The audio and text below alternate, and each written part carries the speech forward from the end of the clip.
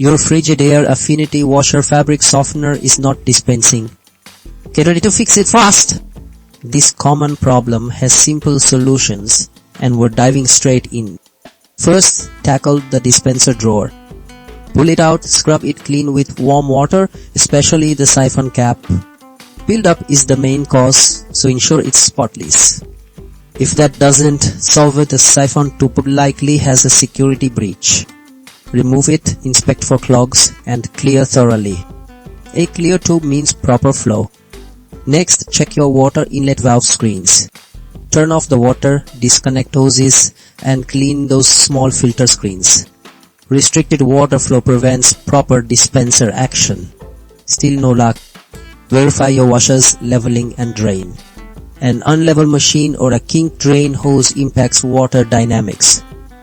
Adjust the feet. Ensure the drain is clear and at the right height.